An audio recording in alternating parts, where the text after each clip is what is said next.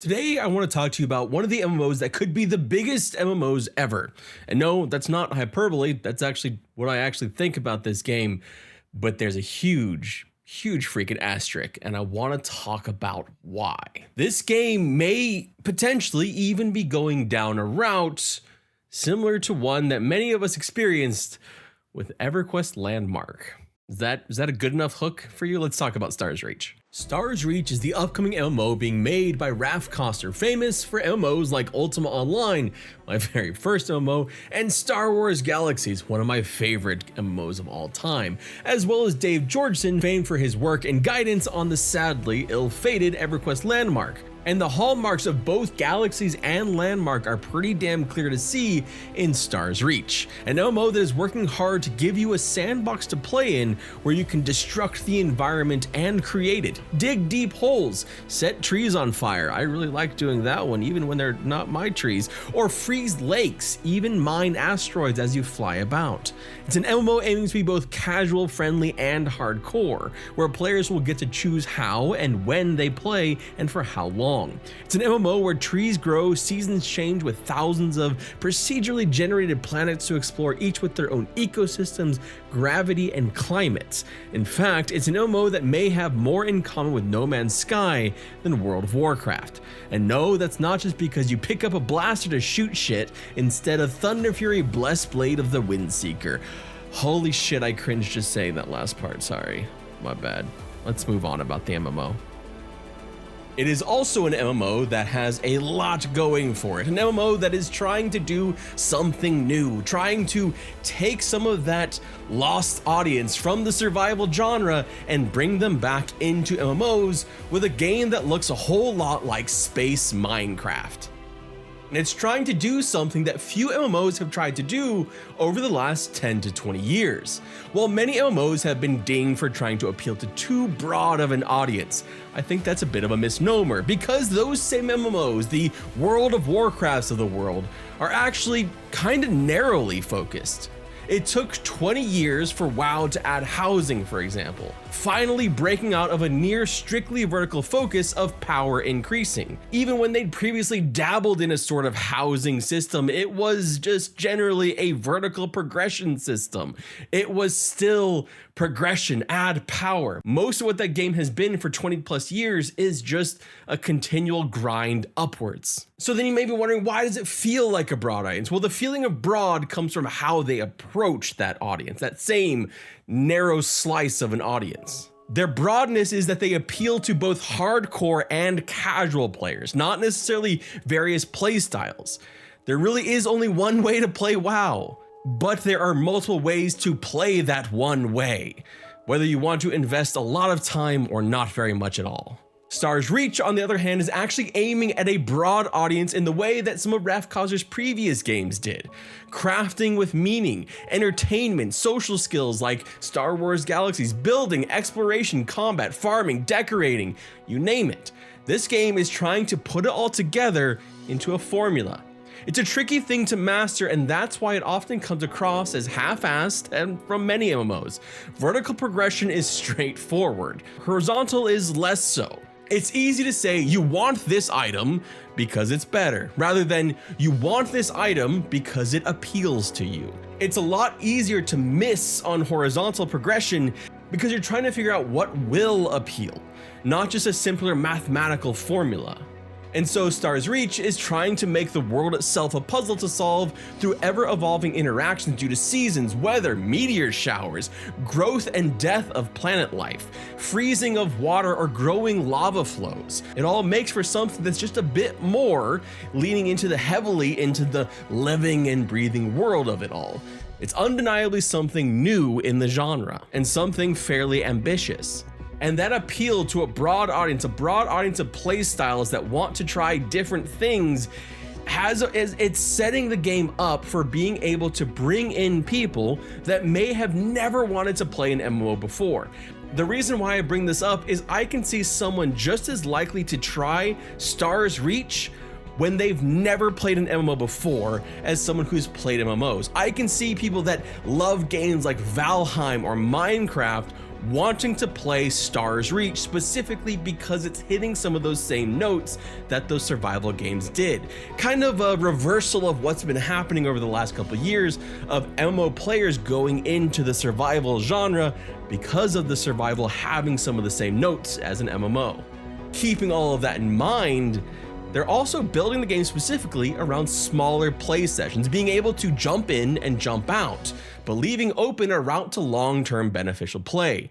This is tied to Raph Koster's time on Star Wars Galaxies, as he explains that the way Star Wars Galaxies was built for faster, shorter play stints actually resulted in higher percentage of their user base logging in every month of any SOE game, besting even Behemoth and grindy EverQuest, specifically saying that this may have actually led to Star Wars Galaxies potentially having a larger overall player base than EverQuest, with some calculations around vendors and needing to always be online for vendors. But more importantly, how this may have hurt Star Wars Galaxies' overall peak of players, but not its overall retention of players.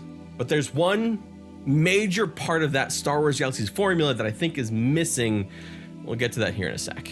But so far, as we talked about Star Wars Galaxies, you've got this game that is trying to appeal to players on a casual level that tries to offer broad and meaningful forms of progression, from combat and skill gain like Star Wars Galaxies, to detailed housing builds like your favorite survival games, to cooking and even dancing and entertaining. A game designed on trying to appeal to those who want depth. A game that you can very easily know life, but also one for people to pick up and just fly around or blast some eyeballs that shoot like lava at you.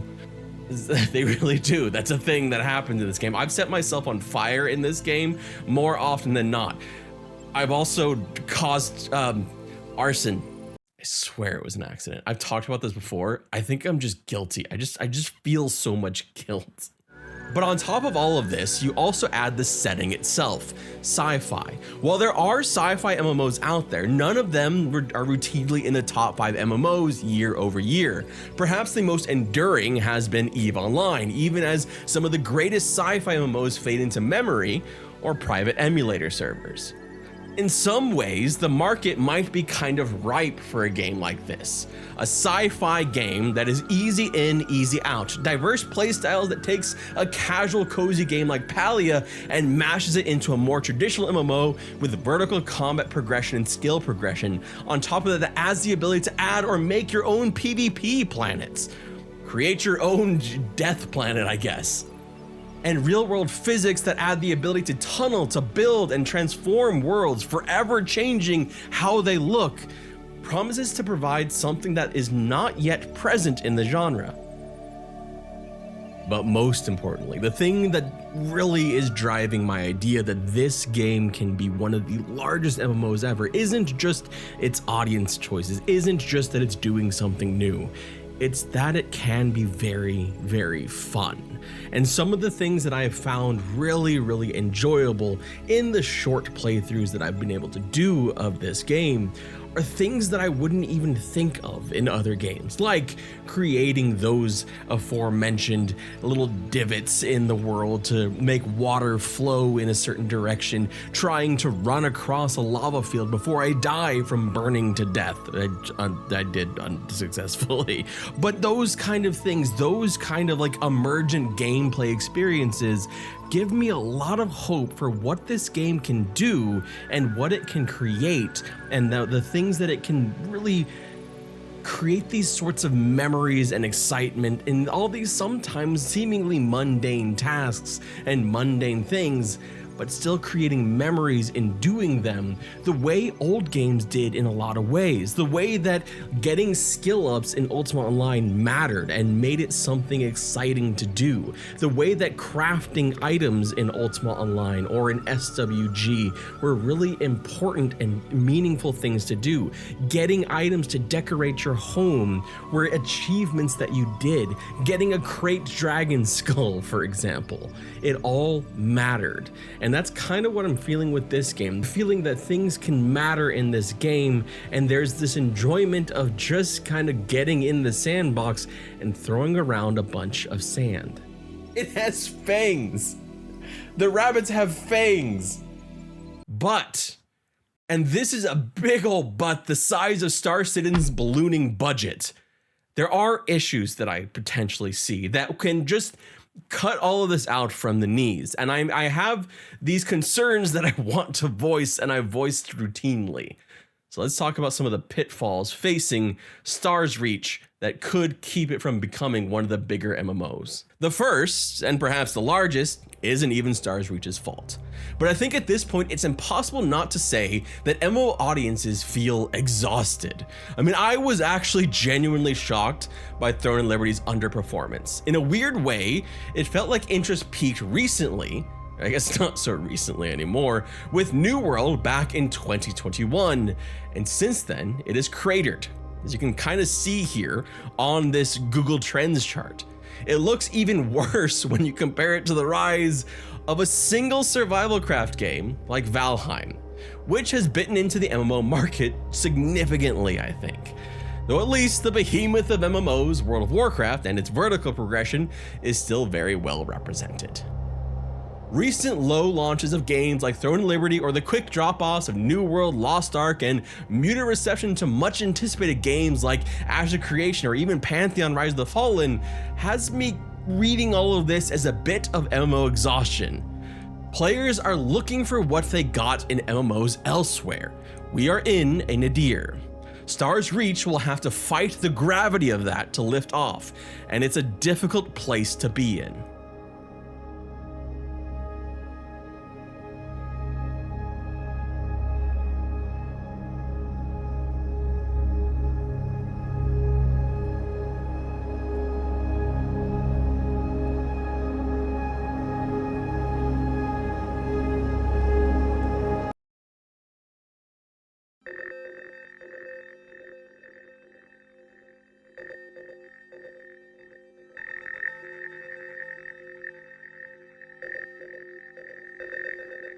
Again, that's not their fault that they are making this game in 2025 and not in 2010.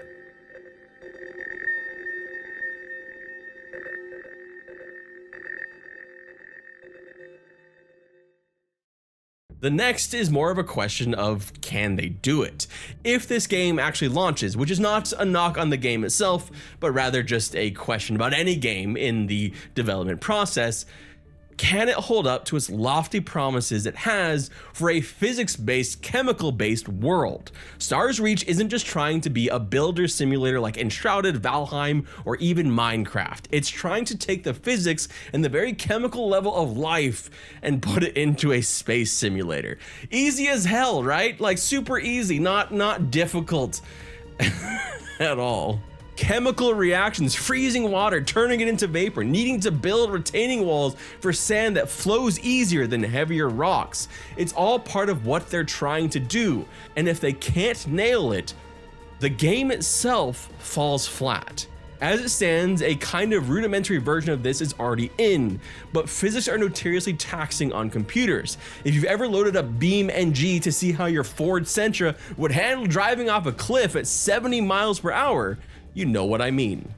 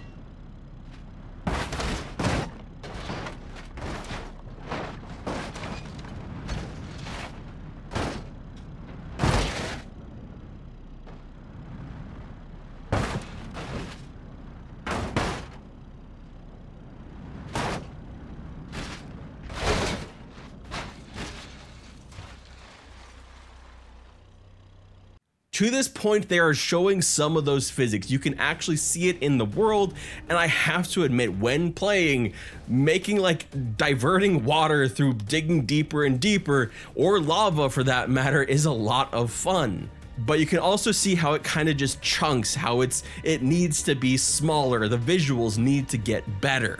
They need to decrease the visual size to better represent the changes so it doesn't look this way.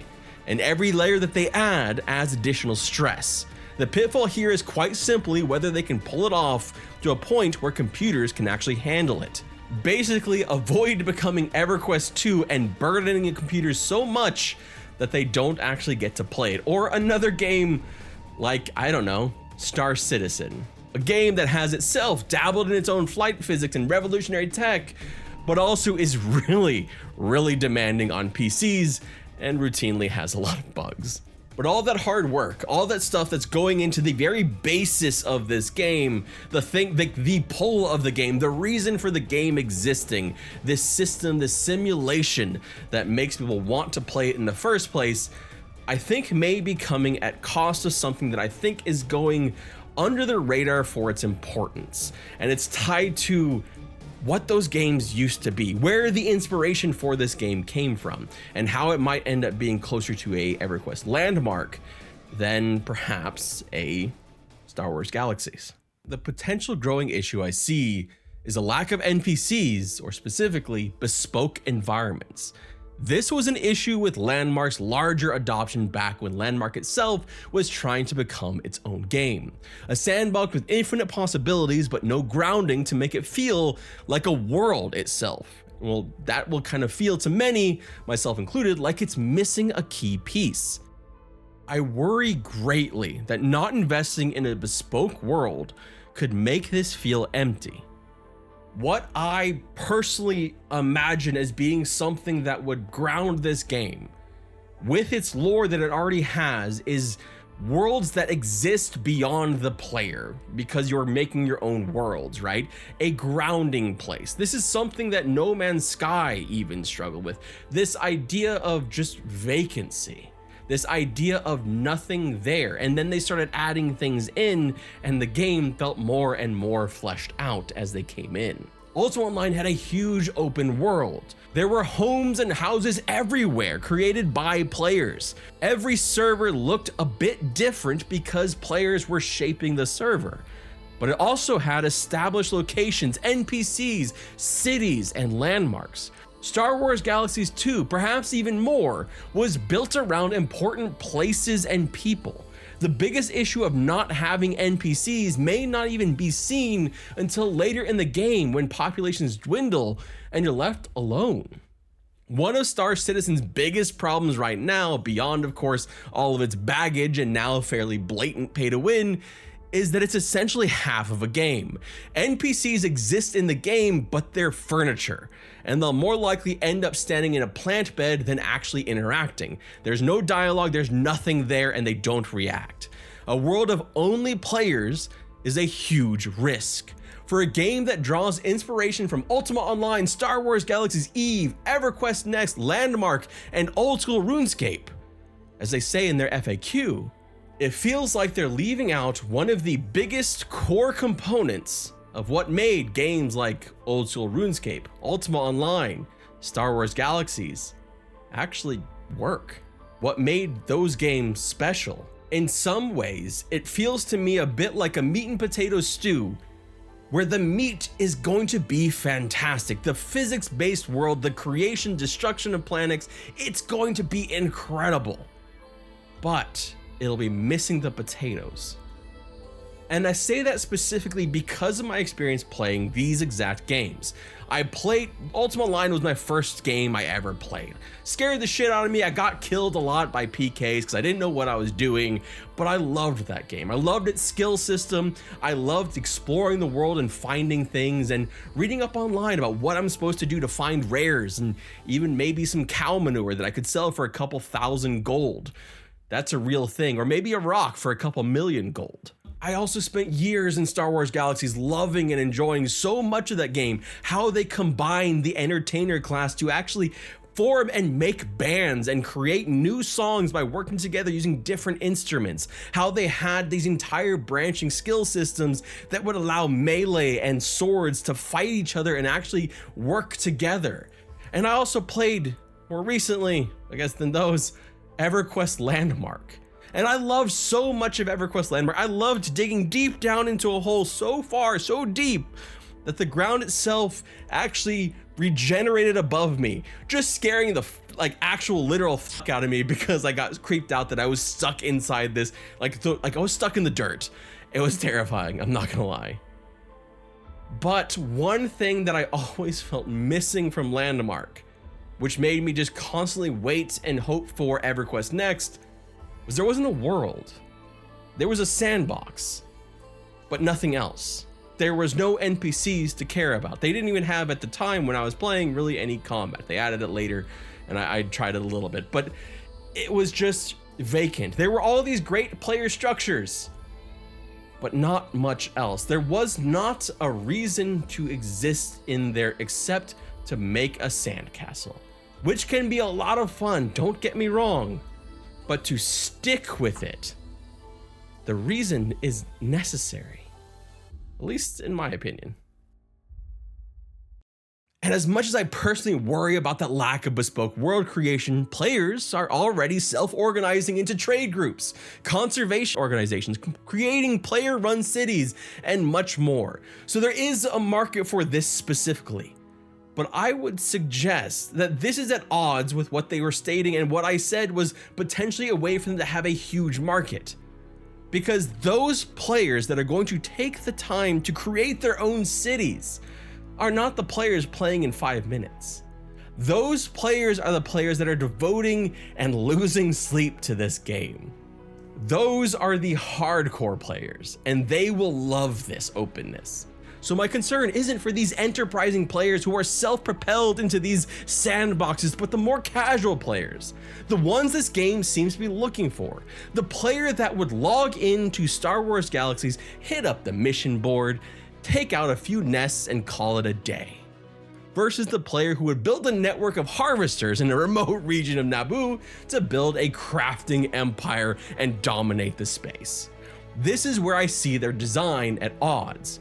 Create the World seems designed for a player who wants to network, spend hours upon hours in the game and see it grow together. And that can't be done by a horde of players that are willing to only play 5 to 10 minutes at a time.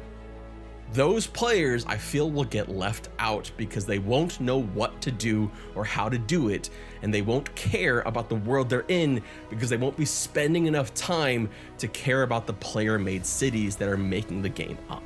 Now, all that said, out of every game currently in development, because of how broad this game is trying to be, because this game is trying to claw back specifically an audience that may have lapsed from MMOs or never played an MMO, I think that alone makes this an MMO that could be one of the biggest out there, because it is appealing to a massive amount of players. I mean, like, the exceptions to this might be like the Lord of the Rings Amazon MMO due to their funding and their IP, or perhaps the ever in development Riot MMO if that ever actually happens. But this game is aiming at people that are underserved in the MMO space and trying to bring new faces into the genre instead of aging ones like myself. But I would love to hear from you down below. Am I just wrong here? Because I could completely be wrong. I fully admit that. I'm just trying, the more and more I've thought about this, because I've been thinking about this game now for probably about a year at least, if not more. I got to join a content creator thing with the creators of the game and got to experience the game with them, see things. I've been able to do several play tests and do the jump in for 5 to 10 minutes here and there. And I think it's also being tied to other games that I've been testing and seeing how the lack of lore or world building really hurts the overall drive and desire to be within that world. I need to know why. I need to know what it's about. But again, could just be me. Maybe a sandbox is all you need. Let me know down in the comment section below. My name is Redbeard Flint, and I hope you have a wonderful rest of your day. Just like setting things on fire. I should never be given the ability to set things on fire.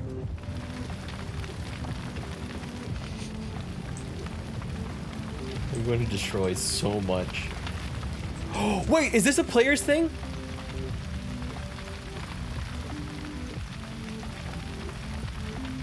Did a player plant these?